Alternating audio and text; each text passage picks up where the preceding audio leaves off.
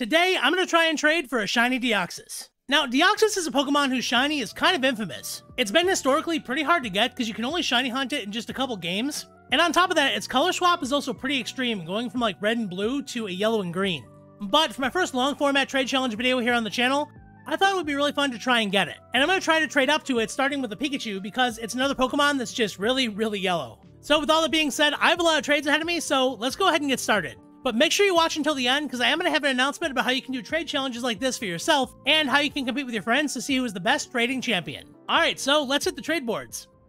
So I'm ashamed to admit it, but the very first thing I had to do was go and get a Pikachu. Yeah, I know, you're going to roast me in the comments, but the only Pikachu I actually have is in my living dex, and I just don't see a need to keep a whole bunch of them around, so I just went ahead and found one. Fortunately though, Pikachus are pretty much everywhere, so I just got one and started trading.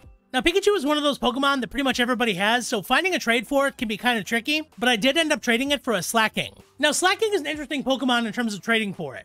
It does have some competitive viability, and not everybody has one, so some people will want it, but it really is a pretty underwhelming Pokemon and is pretty much almost on the same tier as Pikachu. But fortunately, after a few minutes, somebody traded me their Sprigatito for it.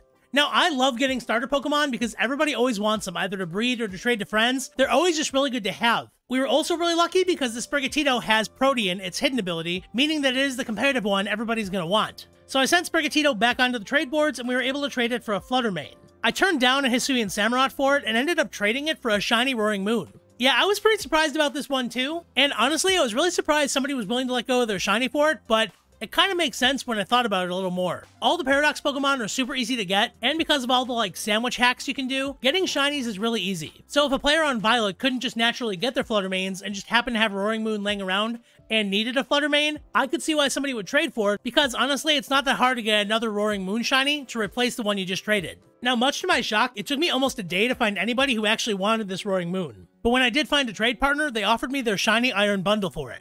And I accepted. You know, originally Roaring Moon was the real competitive powerhouse of all the Paradoxes, and now it's kind of become Iron Bundle. It's really fast, it has a lot of utility moves, and on top of that, its shiny looks really, really cool. I ended up putting it right back up for a trade, and almost immediately, somebody offered me their Groudon for it. Now, you may be wondering why I was willing to take a non-shiny for a shiny. Shiny Paradoxes are very easy to get, and in front of me, I had a chance to get a real legendary Pokemon. Legendaries right now, we can really only get them from Pokemon Home and previous games. They're just on a tier that is so much higher than Paradoxes that I had to take it. And again, I wasn't really sure what I wanted to trade the Groudon into, and that's where I think I made my first mistake of this challenge. Somebody offered me a shiny Gyarados, and I thought about it for a while and eventually accepted. But I kind of didn't think about the fact that shiny Gyarados is really common and really is not great trade value, and I probably took something that was worse than Groudon in the long run. But luckily, somebody wanted to trade me their shiny Gible for it, and I was debating if I wanted to evolve it into a shiny Garchomp, but I thought it would actually be worse because somebody may see it and not realize it was a shiny on the trade screen, so I opted to just keep it as a Gible, and thankfully, after a few minutes, somebody traded me their shiny Ditto for it.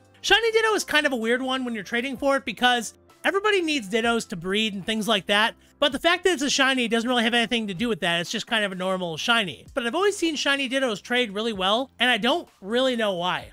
And sure enough, I put that shiny Ditto up for trade, and almost immediately, somebody traded me a shiny Zacian for it. Shiny Zacian and shiny Zamazenta were very easy to get back in Sword and Shield through the events they had going on for them, so I'm not surprised somebody was willing to let go of one for the Ditto. But that being said, Zacian is an absolute powerhouse and has a great looking shiny. If anybody missed out on those events or doesn't have access to Pokemon Home, they're gonna want this thing. So I put Zacian back up for trade, and I was honestly pretty picky about it. I said no to a lot of offers that I just didn't think were good enough for it. And I'm really glad I held out because eventually somebody traded me their shiny Mew for it.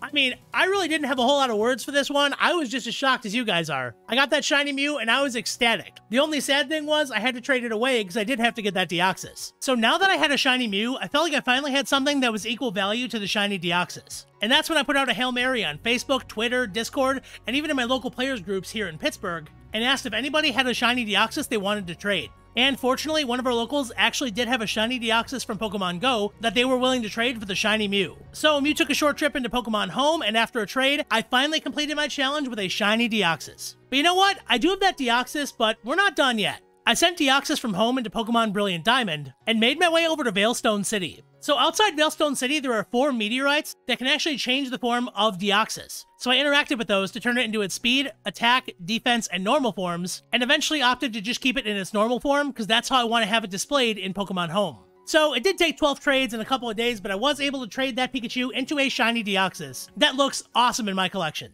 But now that we have a trade challenge completed, I wanted to let you know about a new project we have here on the channel. Time and time again, I get asked how I do these challenges, like how I come up with the ability to trade, and how I network with other players. So with that in mind, I'm very pleased to announce our Bridge 4 Discord. We're finally opening up the Trade Up Challenge of our Discord, where all of you guys can learn exactly how I do everything I do, and how you can do your very own trade challenges and post your results. The best thing too is that we have picture sections where you can brag about whatever you get, so you can compete with your friends to see which one of you can get the best possible things out of your trade challenges. So with that being said, everybody, that's pretty much my video for today. Please let me know down in the comments what thing you would like me to trade for next. I constantly am trying to come up with stuff that's harder and more crazy, so any of your input would be pretty awesome. But that being said, guys, if you did like the video, please make sure that you absolutely Giga Impact that like button in the face, and of course consider subscribing because it really does help us out, and it lets YouTube know that you love our content. So with that being said, this is Blaine for Bridge 4 Games signing off.